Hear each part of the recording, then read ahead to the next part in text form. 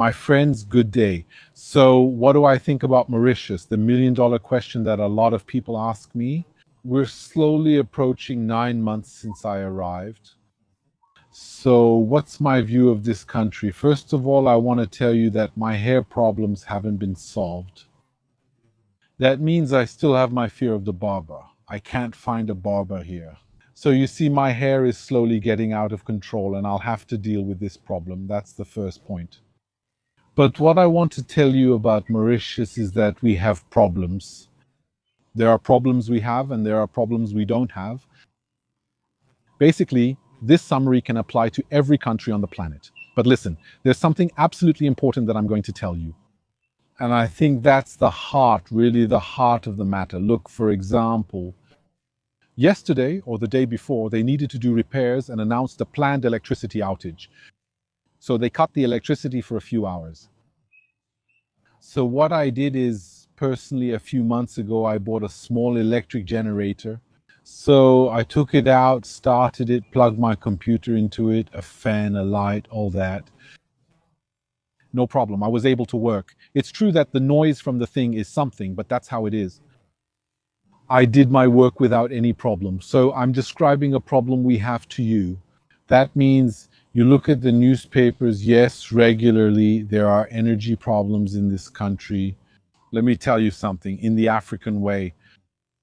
I'm talking with a friend to try to see how we can generate energy in this country. Actually, it's simple. Why is it the African way? If there's a problem and it hurts you, well, it hurts me. Is there an energy issue? We'll solve it. Go ahead. Go on, find a solution instead of just talking. So we have this, if you want, this mentality of finding solutions. Okay? So that's a problem we have. Simple solution. Generator, 5,000 rupees. Now, here's the problem we don't have. When my daughter, who is 7 years old, goes to primary school, I'm very happy that it's Mauritians who teach there. See what I mean? I never felt comfortable or safe in the United Kingdom. And this problem, you can't really solve it, you know? So what I'm trying to tell you is that in life, there are problems. The ones we can't solve, for all the others, you come to Mauritius. You see what I mean? That's it. Here you can let a child go outside. We're in a high trust society. We're in a healthy society, one that works normally with universal values, with traditional values. So in a way, already as a person, let's say a normal person, I come from North Africa originally now. The African is back in Africa, that's all.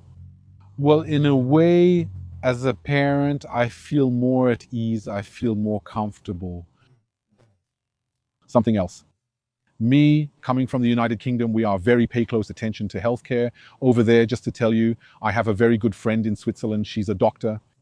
That's what she told me. She told me that when the British come to Switzerland to live, some British people she has seen come to live in Switzerland, they give them a thorough medical examination at first, kind of to see where they stand. And then often they go to the patient and say, did you know you had this illness? In fact, they have chronic illnesses that go back a long time, that have gotten worse, that haven't even been discovered. Why? Because the healthcare system, which has many things, collapsed a long time ago in the United Kingdom. Here I arrived, I wanted to see a doctor, I had a sunburn, you know, I'm not better than anyone else, it's nothing serious. I arrive, I ask the receptionist, you know, I would like an appointment with the doctor. So let me tell you something. When you ask this question after living 20 years in the UK, you feel like you're asking for the impossible. You feel like she's going to look at you and say, yes, I can give you an appointment in 5 years. She said I could wait 45 minutes or return tomorrow when it's less crowded. My choice. You see what I mean? Extraordinary. I saw a doctor, I got a few things, all that easy, nice. So there you go, another problem I don't have. The other problem I don't have, you know, it's not an anxiety-inducing country. On the contrary, it's a country where you learn to relax. When you come from Europe to Mauritius, at first, you're scared to death. You come from Europe, you look at people, you feel like, well, compared to you, you feel like they're slow, they're not stressed, they're too relaxed, all that. while you come from a place where they announce the end of the world every 2 hours, so you wonder why they're so relaxed. But actually, it's not them who are relaxed.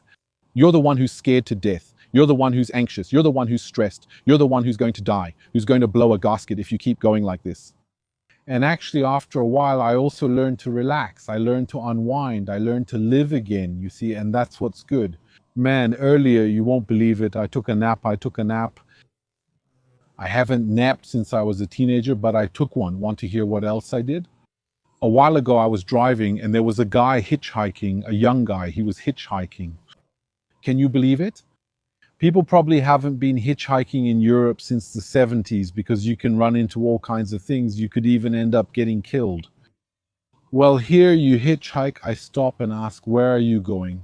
Okay, I'll drop you off at the next intersection. In 3 kilometers, I'm turning left after that, but it's no problem. There's a bus there and so on. Great, you see. I picked up a hitchhiker. Who would believe it? So basically, since I arrived here,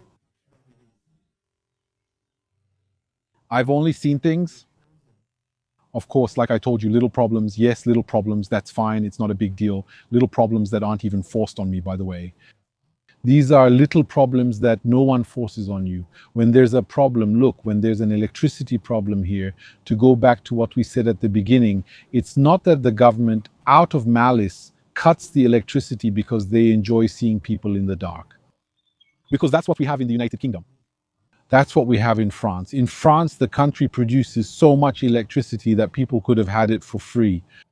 Well, there you go. We're going to deliberately create conditions to make sure it's too expensive, that it's inaccessible, that it becomes a privilege once again. All right? That's crazy. Here, I bought a gas bottle because in the kitchen we don't have gas coming into the house. We use bottled gas, I think. It's like that almost everywhere. Well, I bought a gas bottle and I went to fill it up. I think I paid, if I remember correctly, 190 rupees. That's about, let's say, roughly €3, 50, something like that. About €3, 50 to fill the big blue color gas bottle that weighs, I don't remember, 12 kilos, something like that, which lasts 3 months. €3, 50, okay? In the United Kingdom, I used to pay €80 because it's so cold in the UK. Despite the heating we have inside, well, the living room didn't have enough heating. So we bought an extra heater. I went to fill up a bottle. It's €80. Okay, why? Because it also costs €3, 50 in the United Kingdom. Except that the government thought it was nice in a country that looks like a cold and damp sponge to add 99% taxes on top for ideological reasons. And also to watch us freeze to death.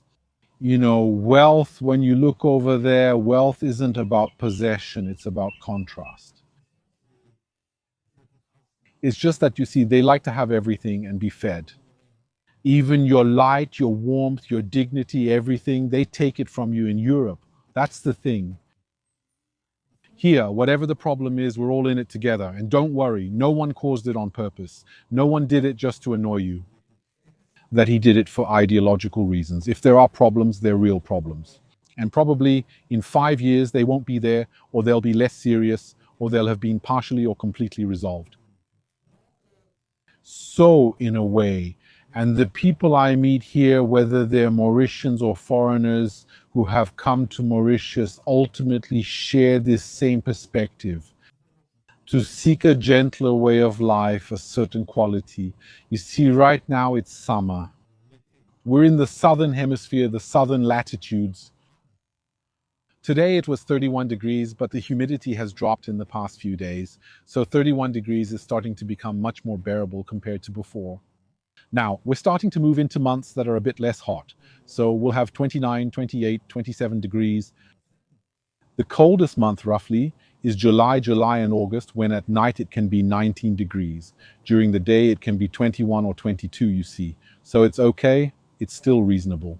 You know, you can wear a short sleeved shirt all year round, no problem. Short sleeved shirt, barefoot, the beach, all that. So that's what I was looking for. In the end, that's what I was looking for. And there are people who say, oh yeah, Mauritius is small, it's small. There is one, if you want, I'll tell you something. Big country or small country, it's often a matter of perception. So, for example, in terms of perception, I come from the United Kingdom. It's also an island. I feel like it's bigger here. Why? Because there's this openness. For example, there's the mountain, and when you come down from the mountain and you get to see the whole northern half of the island and you see the ocean in the distance, it gives you the impression that it's gigantic. When you're driving on the national roads and you see the sugarcane fields, and then in the distance you see a line of trees and houses and all that, it gives you this feeling of space. Why? Because let me tell you something. In the United Kingdom, we have this feeling of narrowness. Because when you're driving on a national road, notice next time you go there, well, you're driving between hedges because everyone who has a piece of land, even the guy who has 100 square meters of land, is going to close it off with a hedge that's 2 to 2.5 meters tall, made of trees. You see, so that people can't see because it's his property, even if it's just lawn or overgrown grass. So when you're driving on a national road, you don't see much. You feel cramped. Let me add something else. The houses are built very big. 150, 180, 200 square meters, 250 square meters living space. Those are pretty common numbers. When you look at houses for rent, when you go in to visit, there's something extraordinary. It's that you have this feeling of light and space. Why?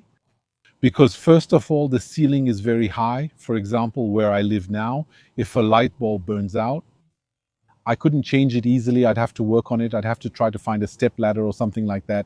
In the UK, I just raise my arm and change it. I can even touch the ceiling with my bare hand like this without even standing on anything. And that's always struck me in the UK because look, I can understand that square footage is expensive over there. But why don't they build higher? Why don't they add a bit more? I feel like over there they were trying to crush us with very low ceilings. All right, first of all, when you go outside, you don't see a blue sky. You have a very low cloud ceiling that's just above the chimneys. It's raining, it's gray, all that. And when you get home, the ceiling almost brushes your hair and it crushes you. The windows are small. By the way, I think at one time they used to tax windows over there. And that's where this logic of having small windows comes from. They have to be as small as possible. You see, here I have light. I'm very happy. I'm sorry to compare. It's not about comparing for me. I'm just sharing what I'm experiencing and feeling before and after. If you look, we have floor to ceiling windows everywhere. And then, of course, we have the sun. And actually, look, what we should have done in the UK is build like here. Why? Because since in the UK we have very little sun, very little light to compensate, what we should have done is to put glass doors everywhere, put huge windows everywhere, you see. But no, we don't do that. Not only is it grey, but we put small windows and small little panes on them, all that. And then just to make it worse, to reinforce that feeling of narrowness, you see. So no, I don't feel it. I don't feel that. Life, well, the cost of living, it's cheaper than in Europe, but it's still pretty high. You shouldn't think that when you arrive. And that's always the case when you're an expat. You'll generally always end up with living costs that are higher than what you expected. Okay, wherever you go, it will always be higher than what you had planned. So yes, the cost of living is a bit higher than my initial calculations, but it's still within my range. It's still easily manageable. So that's how it is. What's not expensive are the local products. It's the same if you go to Dubai. The local products aren't expensive, but imported products cost a fortune. It's the same here. If it has to be imported from the northern hemisphere and brought all the way here, especially if it's fresh, well, that's it. You have to pay for its journey. All right, so what I mean is simply that I really like it here. I came here, I came the first time to live here, you know. I hadn't visited Mauritius before making the first trip with a residence permit to live there.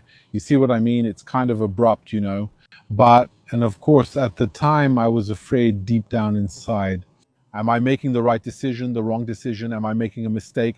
Is this normal? These questions we ask ourselves, it's normal.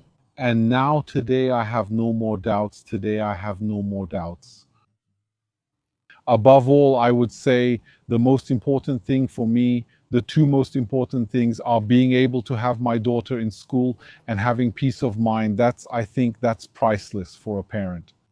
Everything else can be paid for. Everything else you can pay for it, but that you can't buy. Okay.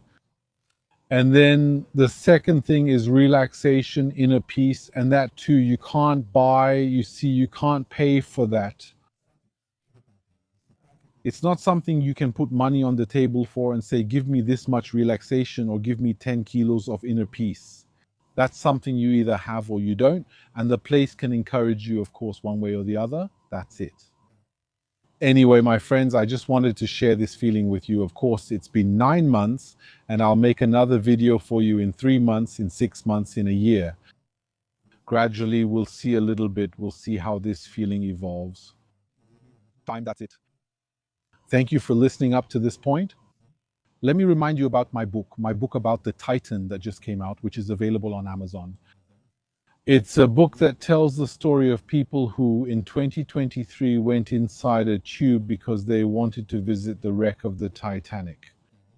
And then their tube imploded, unfortunately. And you'll see the journey, the thought process of these people, and especially Stockton Roche, who built the object in question. He's a man who has an ingenious side, but who also has his dark side. And there you go. I'm quite fair to him in the book, especially since I studied his case with an open mind, to be perfectly honest with you.